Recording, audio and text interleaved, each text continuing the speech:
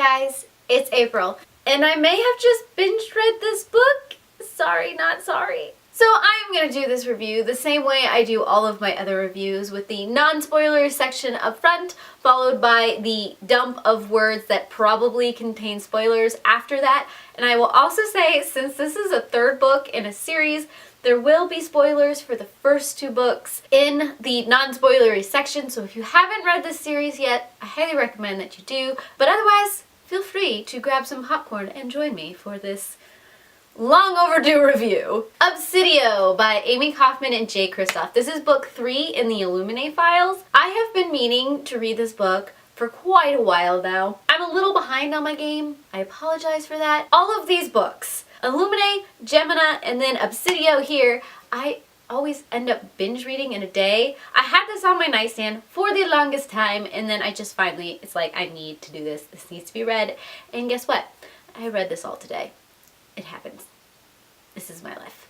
So the files in this book take place immediately after Gemina leaves off. So we've had the whole incident at the jump station, and now we are merging our two groups together. The survivors from the mining planet and then the survivors from the jump station, and they're realizing that they're gonna have to turn around and go back. That's where all of this comes into play. Now this is formatted the same way the other two books are. You have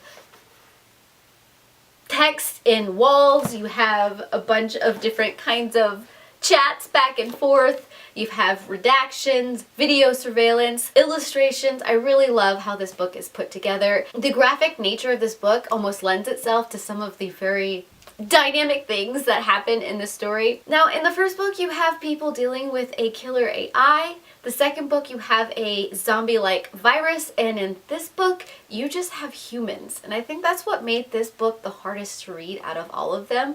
Just the harsh reality of what war is between the Illumina group and the Bi-Tech group. It's hard to read at times because you see the gray area in war like this, especially when you have grunts who are just doing what they're told, and then you have these people who are being suppressed for profit, and it's just not pretty. And this is probably the hardest book of all three of them for me to read, even though I really hate zombies a lot. But it was good to see how war affects people and how it's not pretty and how there's this very gray area within it. And of course it still takes a lot of those sci-fi tropes and it throws it in here. You wouldn't have this series if it didn't play off of those tropes. Especially the way it ended. I was seeing a very Marvel-esque type ending, I guess. What it kind of reminded me of. But overall, I enjoyed this journey. There were definitely some slow parts in this book, but overall, I was very much invested. All of my favorite characters are back and stronger than ever, and it's just a hot royal mess. And I know some people were a little iffy about the ending. For me, it was almost a little too clean, but it wasn't something that I got really worked up about, I guess.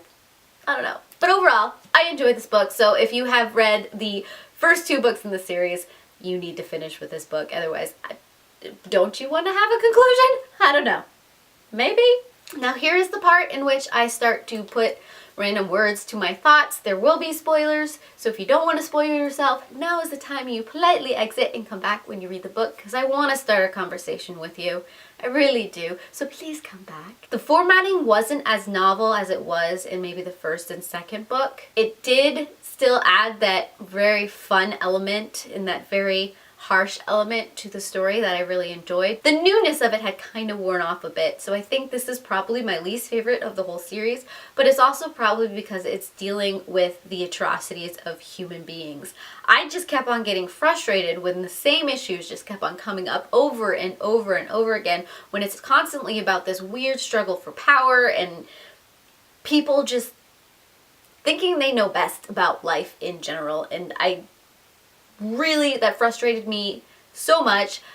I don't do zombies. I think, you know, killer AIs are completely overdone, but at the same time, I almost like those two books better. And the couple we introduced in this book, they didn't get as much airtime as maybe the first two couple did, which I think is a little sad, but I knew they had to wrap up the story, and so I didn't feel as connected to them as I did to the first two. That's just a product of how things had to wrap up, how this had to be the last book, so it wasn't just going to be about that couple. You had to have everybody else come back and save the day, and of course it wouldn't be a epic novel that it was if Aiden was not in this book.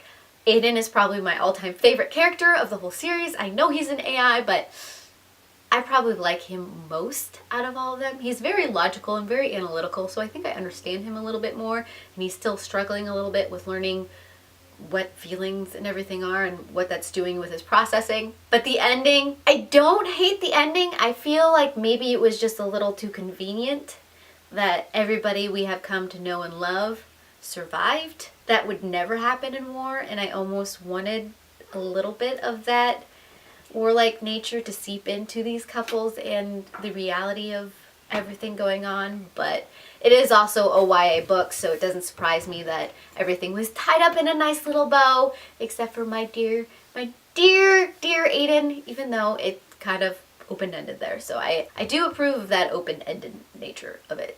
Yeah, and other than that, I think the only thing I started to question at some point is when they were talking about Aiden being stretched out too thin. Aiden is a computer program, and the only way a computer program can be stretched out too thin is if the processing power is reaching capacity. You have no way to take in all of that data all at once and process it in a timely manner. However, with the nature of what Aiden was, he was on several different computer systems, and he can use all of those in a network.